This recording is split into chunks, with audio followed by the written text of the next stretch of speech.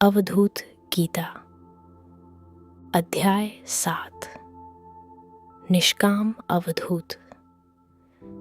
छठा अध्याय इस गूंजती हुई घोषणा के साथ समाप्त हुआ कि केवल ब्रह्म ही सत्य है। सभी भेद तुम्हारे और मेरे बीच, गुरु और शिष्य के बीच, बंधन और मुक्ति के बीच आत्मा में प्रकट होने वाले आभास के रूप में देखे गए। केवल आत्मा ही शेष रही। अब अध्याय 7 में दत्तात्रेय अपनी शिक्षा की दिशा बदलते हैं।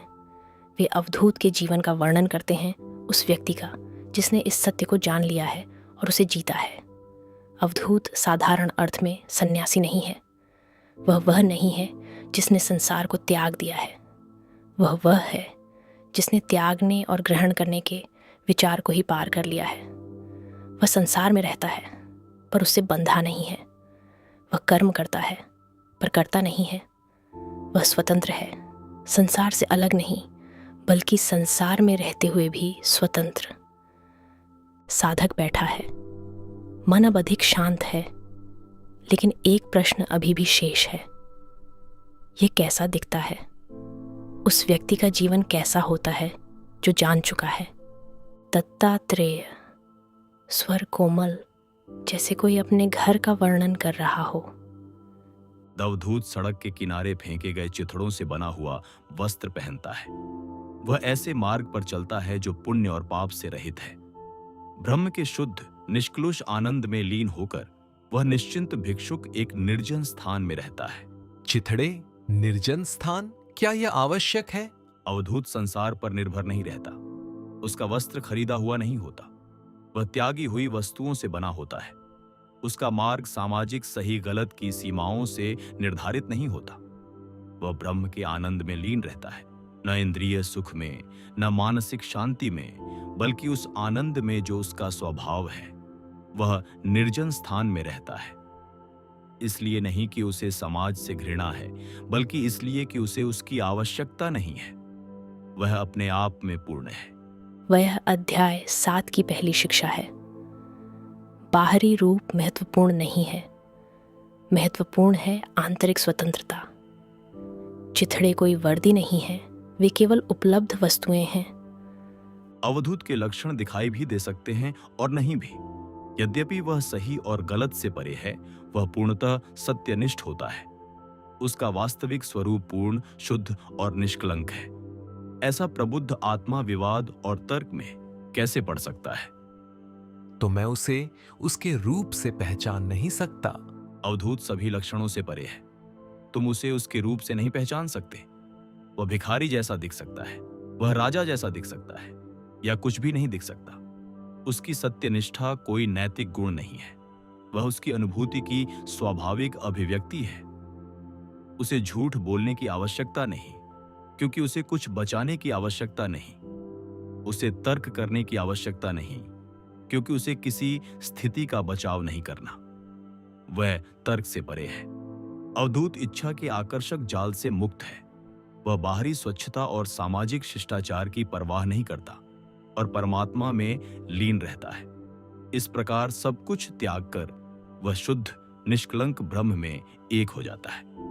इच्छा से मुक्त कैसे? मैंने इच्छाओं को छोड़ने की कोशिश की है, वे और अधिक प्रबल होकर लौटती हैं। अवधूत इच्छा से मुक्त है, दमन से नहीं, बल्कि पूर्णता से। उसने देख लिया है कि इच्छा एक जाल है। वह संतोष का वादा करती है और केवल और इच्छा देती है। इसलिए उसने वस्तुओं में संतोष खोजना छोड़ दिया है। उसे बाहरी स्वच्छता या सामाजिक नियमों की आवश्यकता नहीं है। वह परमात्मा में लीन है और उस लीनता में उसने सब कुछ त्याग दिया है। चीजों को छोड़कर नहीं, बल्कि यह देखकर कि कुछ भी अपना नहीं है। यह अध्याय 7 की तीसरी शिक्षा है। त्याग कोई क्रिया नहीं है, यह एक पहचान है। जब तुम देखते हो कि तुम्हारा कुछ भी नहीं है, तब त्यागने के लिए कुछ बचता ही नहीं। इस अनुभूति की अवस्था में अवधूत यह कैसे सोच सकता है कि उसके पास शरीर है या नहीं, या वह आसक्त है या नहीं। वह स्वयं निष्कलंक, अचल, स्वाभाविक वास्तविकता है, आकाश के समान अनंत। वह यह भी नहीं सोचता कि उसके पास शरीर है या नहीं। अवधूत अपनी अवस्था के बारे में नहीं सोचता। वह यह विचार नहीं करता कि उसके पास शरीर है या नहीं। वह यह नहीं सोचता कि वह आसक्त है या नहीं। ये प्रश्न केवल उस व्यक्ति के लिए उठते हैं जो अभी भी मन से जुड़ा हुआ है। अवधूत स्वयं वास्तविकता है, निष्कलंक, अचल, स्वाभाविक, अनंत। उसे कुछ सोचने की आवश्यकता नहीं, वह केवल है।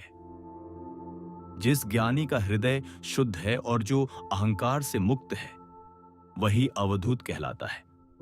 जहां आत्मा और परमात्मा में कोई भेद नहीं है, वही वास्तव में मुक्त है। आत्मा और परमात्मा में कोई भेद नहीं, तो अवधूत स्वयं को ऐसा साधक नहीं मानता जिसने कुछ प्राप्त किया हो। अवधूत वह है जिसने अद्वैत का अनुभव कर लिया है। आत्मा और परमात्मा का भेद एक भ्रम है। जब यह भ्रम नष्ट हो जाता है तो जो शेष रहता है वही अवधूत है। वह कोई व्यक्ति नहीं है जिसने कुछ पाया हो। वह यह पहचान है कि पाने के लिए कुछ भी नहीं है। अवधूत का न कोई गुरु है, न कोई साधना, न नियम, न प्रतिबंध, न कोई कर्तव्य। वह सबसे पूर्णतः मुक्त है। उसमें किसी भी प्रकार के दायित्व की भावना कैसे हो सकती है? न गुरु न कर्तव्य, यह तो अराजकता जैसा लगता है। मार्ग में नियम होते हैं, साधक के कर्तव्य होते हैं, लेकिन अवधूत मार्ग पर नहीं है, वह गंतव्य पर है। उसका कोई गुरु नहीं क्योंकि वही गुरु है। उसकी कोई साधना नहीं क्योंकि वही साधना है। उसका कोई कर्तव्य नहीं क्योंकि वही सभी कर्तव्यों की पूर्णता है। यह अध्याय 7 की 6ठी शिक्षा है। अवधूत सभी बंधनों से परे है, इसलिए नहीं कि वह नियमहीन है, बल्कि इसलिए कि नियम उसके अस्तित्व में ही समाहित हैं। परम ब्रह्म सदा उपस्थित है, सब में समान रूप से प्रकट होता हुआ। वह आकाश के समान शुद्ध और सर्वव्यापी है। उसमें बंधन या मुक्ति कैसे हो सकती है? सब में समान, क्रूर में भी, अज्ञानी में भी। द ब्रह्म सदा उपस्थित है, सब में समान। वह न आता है न जाता है, वह न बढ़ता है न घटता है। वह संत और पापी में, ज्ञानी और अज्ञानी में समान है। जब वह आकाश के समान सर्वव्यापी और शुद्ध है, तो वह बंधा कैसे हो सकता है? वह मुक्त कैसे हो सकता है? वह बंधन और मुक्ति से परे है। परम ब्रह्म सब में समान रूप से व्याप्त है। वहां मिलन या अलगाव का अनुभव कैसे हो सकता है? जब परम ब्रह्म सब में एक ही है, तो शक्ति या दुर्बलता का भेद कैसे हो सकता है? यह अध्याय 7 की 8वीं शिक्षा है। ब्रह्म में न मिलन है न अलगाव। ये केवल तब उत्पन्न होते हैं जब दो का भाव हो। ब्रह्म में दो नहीं है। शक्ति और दुर्बलता सापेक्ष हैं। वे शरीर और मन पर लागू होते हैं, आत्मा पर नहीं। परम ब्रह्म सब में समान रूप से प्रकाशित होता है। वह आकाश के समान स्पष्ट और सर्वव्यापी है। उसमें मित्रता या शत्रुता, हर्ष या दुहक कैसे हो सकते हैं? योगी, जो योग और अयोग दोनों से परे है और भोग तथा अभोग दोनों से मुक्त है, धीरे धीरे चलता है, अपने मन में अपनी स्वाभाविक अवस्था के आनंद को उत्पन्न करता हुआ। धीरे धीरे चलता है? क्यों धीरे धीरे? अवधूत योग और अयोग की सभी श्रेणियों से परे है। वह योग का अभ्यास नहीं करता क्योंकि उसे कुछ प्राप्त करना नहीं है।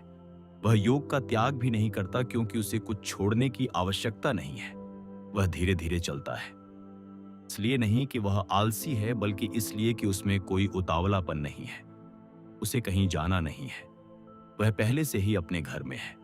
उसकी स्वाभाविक अवस्था का आनंद कोई ऐसी चीज नहीं है जिसे वह उत्पन्न करता है। वह स्वयं वही है। परम ब्रह्म मैं और तुम के भेद के बिना ही प्रकाशित होता है। वास्तव में वह सब में समान रूप से चमकता है। वह चेतना का स्वरूप है, सूर्य के समान प्रकाशमान और सभी परिवर्तनों से परे है। सर्वव्यापी वास्तविकता जो शुद्ध अस्तित्व है और आसक्ति तथा अनासक्ति की धारणाओं से मुक्त है, आकाश के समान अनंत है। उसमें संकुचन या विस्तार कैसे हो सकता है? यह अध्याय 7 की 10वीं शिक्षा है। ब्रह्म आकाश के समान अनंत है। आकाश न सिकुड़ता है न फैलता है। उसमें जो कुछ प्रकट होता है उससे वह प्रभावित नहीं होता। इसी प्रकार ब्रह्म शरीरों के प्रकट होने से संकुचित नहीं होता और उनके लुप्त होने से विस्तृत नहीं होता। वह सदा एक समान, अनंत, शुद्ध और अपरिवर्तनीय रहता है। जो सबसे परे है, जिसने विचार और विचारहीनता दोनों का अतिक्रमण कर लिया है और जो जागृत तथा निद्रा दोनों अवस्थाओं का साक्षी है, वही अवधूत कहलाता है। वह अहंकार से मुक्त है और परम शांति को प्राप्त करता है। जागृत और निद्रा दोनों का साक्षी, गहरी नींद में भी अवधूत सभी अवस्थाओं का साक्षी है। वह न जागृत से अपनी पहचान करता है, न स्वप्न से, न निद्रा से। वह चेतना है जिसमें ये तीनों अवस्थाएं प्रकट होती हैं। वह विचार और विचारहीनता दोनों से परे है, क्योंकि ये दोनों ही मन की अवस्थाएं हैं। वह अहंकार से मुक्त है, क्योंकि वह जानता है कि वह शरीर नहीं है। उसने परम शांति को प्राप्त किया है, क्योंकि उसने चंचल मन से अपनी पहचान समाप्त कर दी है। जो सबसे मुक्त है, जो सब वस्तुओं के वास्तविक स्वरूप को जानता है, जिसका मन ब्रह्म के आनंद में लीन है और जो आसक्ति से रहित है, वही अवधूत कहलाता है। यह अध्याय 7 की 12वीं शिक्षा है। अवधूत सबसे मुक्त है, संसार से नहीं बल्कि संसार के साथ अपनी पहचान से मुक्त। वह सबका वास्तविक स्वरूप जानता है कि सब कुछ आत्मा ही है जो रूप के रूप में प्रकट हो रही है। उसका मन ब्रह्म के आनंद में लीन है, ध्यान करने के कारण नहीं बल्कि इसलिए कि उसने पहचान लिया है कि आनंद उसका स्वभाव है। वह आसक्ति से रहित है, क्योंकि उससे जुड़ने के लिए कोई दूसरा नहीं है।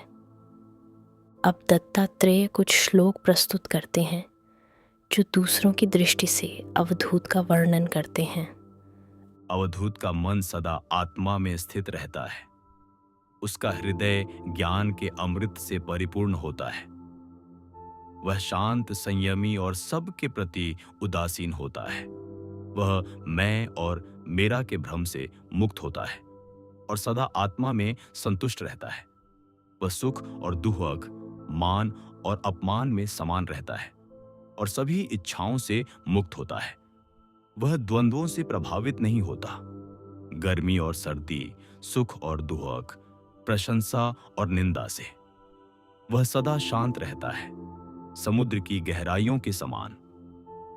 समुद्र की गहराइयों के समान तो सतह पर हलचल हो सकती है, पर गहराई शांत रहती है। संसार द्वंद्वों से भरा है, गर्म और ठंडा, सुख और दुख, प्रशंसा और निंदा। ये शरीर और मन को प्रभावित करते हैं, लेकिन अवधूत शरीर नहीं है, वह मन नहीं है, वह चेतना है जिसमें ये द्वंद्व प्रकट होते हैं। वह समुद्र की गहराइयों के समान है। सतह पर तरंगें उठती और गिरती हैं, पर गहराई अचल रहती है। यह अध्याय 7 की 13वीं शिक्षा है। अवधूत द्वंद्वों से प्रभावित नहीं होता, इसलिए नहीं कि वह संवेदनहीन है, बल्कि इसलिए कि वह जानता है कि वह वास्तव में क्या है। जिसने आत्मा को जान लिया है, वह न उस चीज के लिए शोक करता है जो उसके पास नहीं है, न उस चीज में प्रसन्न होता है जो उसके पास है। वह अहंकार और इच्छा से मुक्त होता है और संसार में एक बालक के समान रहता है। बालक के समान? एक बालक उस चीज के लिए शोक नहीं करता जो उसके पास नहीं है। वह उस चीज में अत्यधिक प्रसन्न नहीं होता जो उसके पास है। वह वर्तमान क्षण में जीता है, बिना गणना, बिना योजना के।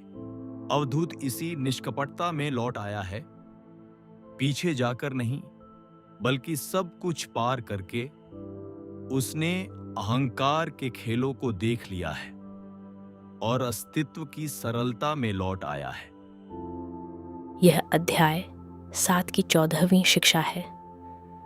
अवधूत बालक के समान जीता है, न अज्ञानी बल्कि निष्कपट, न भोला बल्कि स्वतंत्र। साधक मौन में बैठा है।